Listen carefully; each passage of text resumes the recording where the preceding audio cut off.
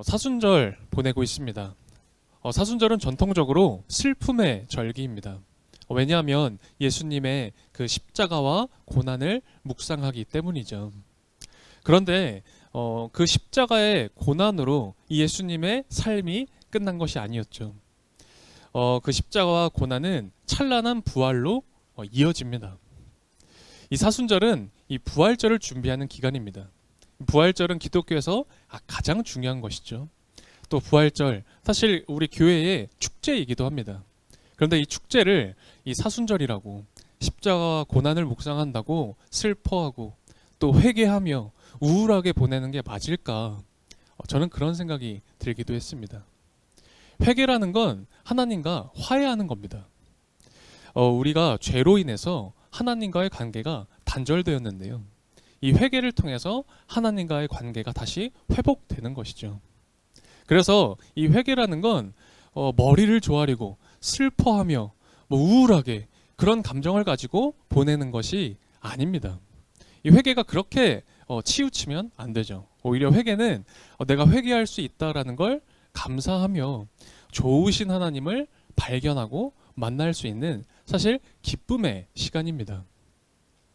그래서 회개는 겉으로 볼 때는요, 이 눈물 흘리는 것처럼 보입니다.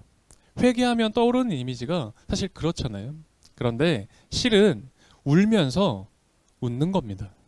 그게 회개죠.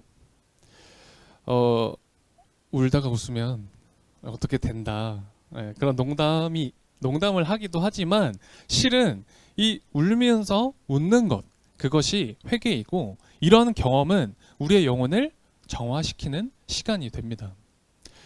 성경을 보면 울다가 웃은 사람들이 많이 나옵니다.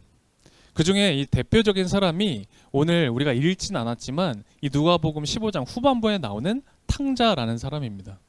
우리 돌아온 탕자, 우리 잘 아는 이야기죠. 탕자는 아버지를 떠났습니다. 그리고 다시 회개하고 아버지께 돌아오죠. 그때 이 아버지 품에 안겨서 목 놓아 웁니다. 그리고 아버지께서 그 눈물 닦아주시고요. 그리고 아버지와 눈 마주치며 함께 웃죠. 참된 회개라는 건 바로 이런 모습입니다. 이 회개의 핵심은 하나님 앞에서 운다라는 거예요. 그런데 나 혼자 눈물 쥐어짜고 슬퍼하면서 눈물 흘리는 게 아니라 하나님 앞에서 하나님과 함께 우는 겁니다. 그때 하나님께서 그 눈물 닦아주시고 그리고 하나님과 함께하며 웃는 거죠. 여러분, 그게 화해라는 겁니다. 그래서 그게 회개라는 거죠. 오늘 우리가 누가복음 말씀을 읽었는데요. 우리가 읽은 말씀도 사실 굉장히 유명한, 잘 아는 그런 이야기입니다. 잃은 양 이야기. 그 다음에 아까 여러분들 잠깐 읽을 때 버벅이셨지만 드라크마라는 그 동전, 그 잃어버린 동전 이야기입니다. 예수님께서 이 당시 죄인 취급받던 사람들과 함께 계셨습니다. 본문에는 세리 그리고 죄인들이라고 표현되어져 있는데요. 우리가 지금 새 번역을 보고 있죠. 개역개정이나 다른 번역본을 보게 되면 세리와 창녀들이라고 조금 더 구체적으로 기록이 되어져 있었어요. 그런데 예수님께서 그런 사람들과 이 당시 죄인이라고 취급받던 사람들과만 함께 계셨던 겁니다. 이것을 본 율법학자들 그리고 서기관들, 바리새인들 보니 이거 영 마음에 들지가 않는 겁니다. 그래서 투덜투덜했습니다. 오늘 본문에 뭐라고 투덜거리냐면 이 사람은 죄인들을 맞아들이고 그들과 함께 음식을 먹는구나, 이렇게 투덜투덜한 겁니다. 근데 이게 성경이니까 좀 점잖하게 쓰인 겁니다. 실제로는 이렇게 얘기한 겁니다. 서창일 번역본이에요. 예수 이 사람 제정신이야? 미친 거 아니야? 아니 어떻게 이렇게 부정타게 더러운 새끼들이랑 말을 섞어? 어떻게 저런 놈들이랑 밥을 먹어? 아우 더러워, 재수없어. 저도 설교 시간이니까 이 정도 한 겁니다. 얼마나 이 사람들이 수근수근했겠습니까? 바로 이런 상황에서 하신 말씀이 오늘의 이야기예요. 예수님이 이 상황 가운데 한 가지 비유를 드신 겁니다. 이 비유는 누가 들어도 아주 명확했습니다. 여기서 잃은 양이 나오잖아요. 길을 잃어버린 양, 그리고 없어진, 잃어버린 동전 이야기가 나오잖아요. 그 잃어버린 동전과 양은 이 당시 사회에서 소외받고 손가락질 받고 따돌림 당했던 그 죄인 취급 당했던 그 사람들이었죠. 그러면 이런 사람들 완전히 사회에서 공동체에서 배제시켜야 되냐? 그런 게 아니라는 겁니다. 찾아야 하는 존재이고 그리고 찾으면 기뻐서 잔치를 열 수밖에 없는 그런 소중한 존재들이라는 겁니다. 잃어버렸으니까 끝이다. 이 사람들 너무 더러운 죄인들이다. 그러니 버려야 한다. 관계 맺지 말아야 한다. 그게 아니라는 거예요. 이들은 너무너무 소중한 존재들이고 소중해서 찾아야만 한다라는 거죠. 하나님께서는 기뻐하시는 일이 뭐냐? 바로 이런 이들을 찾는 걸 기뻐하신다. 그런 이야기를 오늘 예수님이 이 비유로 하고 계시는 겁니다. 그런데 이 비유를 우리가 흔히 교회에서 이렇게 표현합니다. 이렇게 제목을 붙여요. 잃은 양의 비유, 잃은 드라크마, 잃은 동전의 비유, 이렇게 보통 표현을 하는데요. 이렇게 제목을 붙이면요, 우리가 양에 좀 초점을 맞춥니다. 또 동전에 초점을 맞추는데요. 그래서 저는 좀 제목을 바꿔서 불러보려고 합니다. 이렇게요. 잃은 양을 찾은 목자 이야기, 잃은 동전을 찾은 여인의 이야기라고 말이에요. 그러면 우리가 동전보다 양보다 여인에게 그리고 목자에게 조금 더 집중할 수 있습니다. 오늘 그렇게 좀 집중해서 함께 이 성경을 읽을 텐데요. 오늘 이 사순절 우리가 보내고 있을 때 우리가 만나고 싶은 그 하나님, 은혜를 주시는 좋으신 하나님을 오늘 이 가운데 우리 발견할 수 있길 바랍니다. 어떤 사람이 100마리 양이 있었습니다. 그런데 한 마리를 잊어버린 거예요. 어떤 여인이 동전 드라크마라는 그 단위의 동전 연립을 가지고 있었습니다. 그런데 동전 하나를 잃어버린 겁니다. 성경이 뭐라고 기록하냐면 정확하게 잃어버렸다라고 기록합니다. 동전이 발이 달려서 지갑을 나간 게 아닙니다. 저도 가끔 그렇게 느낄 때가 있어요. 발이 달렸나 할 때 있잖아요. 근데 그렇지 않아요. 동전이 주인이 싫어서 나간 게 아닙니다. 잃어버린 거죠. 저도 물건을 잘 잃어버리는 그런 성향은 아닌 것 같은데 근데 유독 잘 잃어버리는 물건이 있어요. 우산이요. 우산은 도대체 어디 있는지 모르겠어요. 늘. 언제 한 번은 그랬던 적도 있어요. 분명히 제가 검은 우산을 들고 집에 나선 기억이 나는데 집에 들어올 땐 투명한 우산이 손에 있는 거예요. 혹은 아예 없이 오거나. 너무 많아요. 혹시 안 그러세요? 저만 그런가? 가끔 핸드폰을 요즘은 두고 다닐 때도 있어요. 뭐 잊어버려서 찾을 때도 있습니다. 그런데 핸드폰 탓입니까? 우산 탓입니까? 잊어버린 게? 아니죠. 제 탓이죠. 제가 잃어버린 거죠. 목자가 양을 잃어버린 겁니다. 여인이 동전을 잃어버린 거예요. 하나님이요, 결코 우리 탓을 하지 않으신다라는 거예요. 하나님이 자신이 잊어버렸다. 이 말씀을 하시는 겁니다.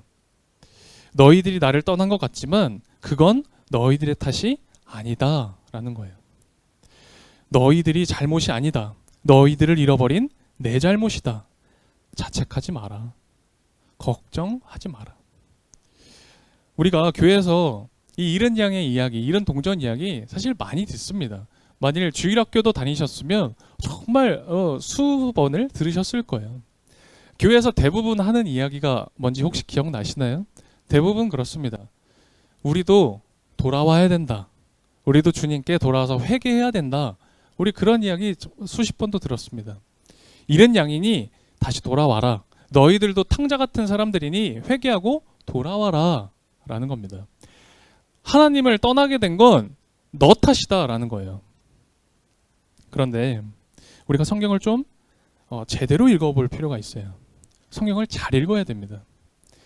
지금 잃은 양한테 너 이제 다시 길 찾아서 돌아와? 하지 않으세요. 잃은 양은 길을 잃은 채 있는 겁니다. 목자가 온 힘을 다해서 양을 찾아내는 거잖아요. 동전한테 너 다시 지갑 속으로 빨리 들어와 라고 하지 않습니다. 여인이 온 집안을 샅샅이 뒤져서 동전을 어떻게 해요? 찾아내는 거죠. 그리고 모두 같은 말로 끝을 맺습니다. 하늘에서는 회개할 필요가 없는 의인 99보다 회개하는 죄인 한 사람을 두고 기뻐하신다. 여러분, 이 구절이 오늘 이 예수님이 하신 비유의 핵심입니다. 여러분, 죄인이 돌아왔습니까? 죄인이 알아서 하나님께 돌아온 겁니까? 주인에게? 아니죠. 주인이 찾아낸 겁니다. 여러분, 그럼 회개란 뭘까요? 주인은 엄중하게 이렇게 기다리는 겁니다. 그리고 잘못한 죄인은 머리를 조아리면서 제가 잘못했습니다. 제가 죄인입니다. 그게 아니라는 거예요. 그게 회개가 아니라는 겁니다. 주인이 안타까워서 찾아다닙니다. 그리고 결국 찾아내는 겁니다. 그게 회개라는 거죠. 회개는 하나님이 우리를 찾아주시는 일입니다. 그리고 우리도 그 가운데 하나님을 발견하게 되는 거죠. 그렇게 만나는 것. 그게 회개다라는 거예요. 교회에서 회개 얘기하면 많이 어려워들 하세요. 무슨 회개를 하라 그래. 내가 무슨 죄인이라고. 내가 뭐 얼마나 잘못했다고. 부정적인 인식이 사실 많이 있죠. 여러분, 근데 회개는 부정적인 일이 아닙니다. 슬픈 일이 아닙니다. 회개는 즐거운 일이죠. 좋은 일입니다. 사실은 회개는 너무너무 기쁜 일입니다. 오늘 이 이야기를 듣고 있는, 이 예수님의 이야기를 듣고 있는 두 부류의 사람들이 있었습니다. 한 부류의 사람은 어떤 사람이었냐면 스스로 난 의인이다 생각하는 사람이었어요. 나 의인인데, 나 잘 믿고 있는데 라는 사람. 또 한 부류의 사람은 손가락질 당하고 이 죄인 취급받는 그런 부류의 사람들이었습니다. 주님의 이 이야기를 통해서 한편의 사람들은 준엄한 질책을 받았습니다. 준엄한 심판을 받게 된 거죠. 또 다른 한편의 사람은 가장 이 세상에서 따뜻하고 다정한 위로의 말씀을 들었습니다. 먼저 이 바리새인들, 율법학자들이 있었죠. 이들은 지도자였습니다. 종교 지도자, 그리고 그 공동체 이스라엘의 지도자 리더들이었어요. 스스로 목자라고 여기는 사람이었습니다. 나를 따라와라 라고 여기는 스스로 목자라고 생각하는 사람들이었다고요. 그런데 그런 주님이 오늘 물으시는 겁니다. 왜 너희가 목자로 있는데 양을 잃어버리냐? 왜 자꾸 양이 없어지냐? 혹시 너희들이 잃어버리고 지금 양 핑계 대는 거 아니냐? 라고 말이에요. 너희들이 죄인이라고 손가락질하고 그렇게 정죄하고 따돌리고 그리고 손가락질하고 이 사회 공동체에 정착하지 못하게 자꾸 방해하는 너희들, 그렇게 너희들이 죄악시 여기는 그 사람들이 도대체 무슨 죄를 지었느냐라는 거예요. 진짜 죄인은 양을 돌보지 못한 목자가 죄인입니다. 양을 돌보기는 커녕 양들을 다 우리 밖으로 쫓아냈습니다. 그리고서 그들이 하는 이야기가 뭡니까? 나는 거룩하다. 나는 잘 믿고 있다. 나는 구원받았다. 나는 너랑은 다르다. 라는 거예요. 한심하다라는 거죠. 하지만 이 말씀은 거꾸로 지금 죄인이라고 손가락질 당하는 사람들한테는 한없이 다정합니다. 한없이 따뜻한 말씀입니다. 너희 탓이 아니다. 너희들의 잘못이 아니다. 너는 잘못한 것이 없다. 자책하지 마라. 슬퍼하지도 마라. 억지로 회개하지 마라. 다만 하나님의 그 자비로우심을 바라며 은혜 앞에 엎드려라. 그 은혜로 구원하실 하나님을 바라보기만 해라. 너희들이 죄인이 된 것은 다 내 책임이다. 내가 너희를 잃어버렸다. 내가 잘못했다.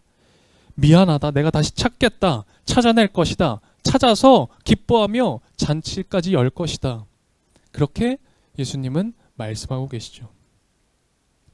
물론 이 사람들의 개인의 잘못 분명히 있습니다. 이 사람이 죄인이 아니다. 세리와 죄인 취급받던 그런 사람들이 죄가 없다라는 게 아닙니다. 분명 죄악도 있습니다. 그런데 그럼에도 하나님은 어떤 경우든지 잃어버린 양에 대한 책임은 나한테 있다라고 말씀하시는 거예요. 여러분, 이게 복음의 위대한 점입니다. 여러분, 이게 복음이라는 거예요. 하나님은 사람들을 심판하시는 분이 아니라 오히려 그 모든 책임을 자기 자신에게 돌리고 그래서 그 책임을 지시려고 십자가에 달려 돌아가신 분입니다. 여러분, 그게 복음이라는 거예요. 오늘 이야기는 끝내 우리가 회개하고 돌아가야 할 분이 누구신지, 그 하나님이라는 분이 도대체 어떤 존재인지를 깨닫게 해줍니다. 오늘 우리가 살펴본 이 예수님은 이 땅의 목자들과는 다릅니다. 예수님은 심판관이 아니에요. 예수님은 우리가 길을 잃어도요, 야, 왜 너 도대체 길을 잃었어? 너 왜 이렇게 믿음이 없어? 왜 도대체 나를 잘 따라오지 않아? 라고 하시지 않는다라는 거예요.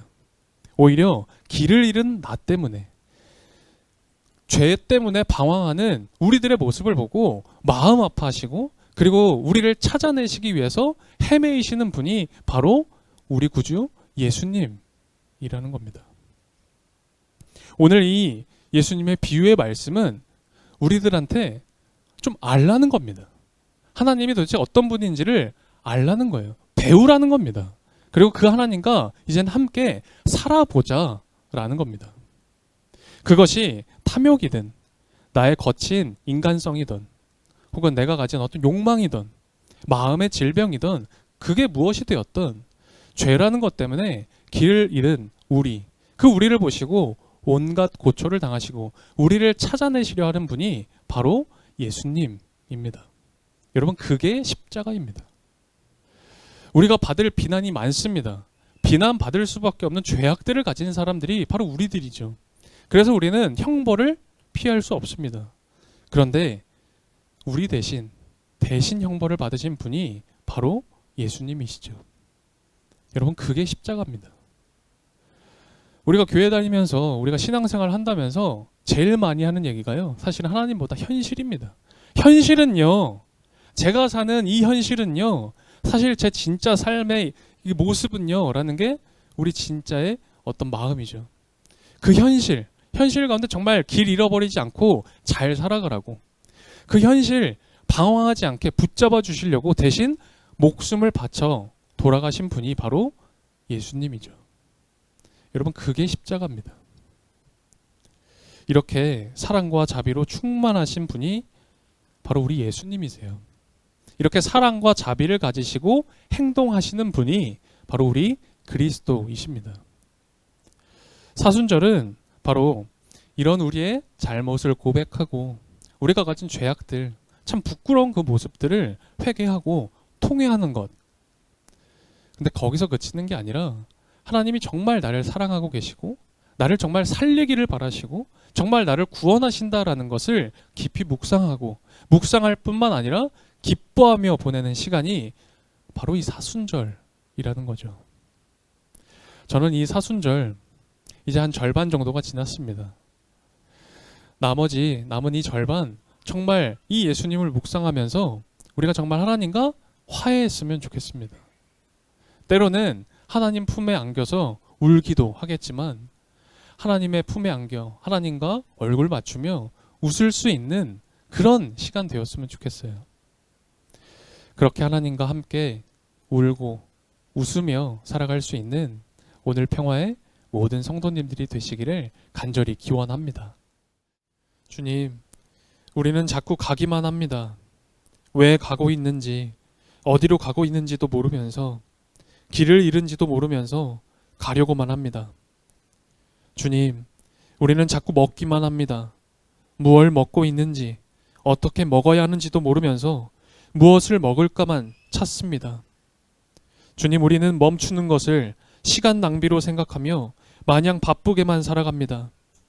그래서 주님은 십자가를 지시고 골고다를 오르시며 몇 번이고 넘어지십니다.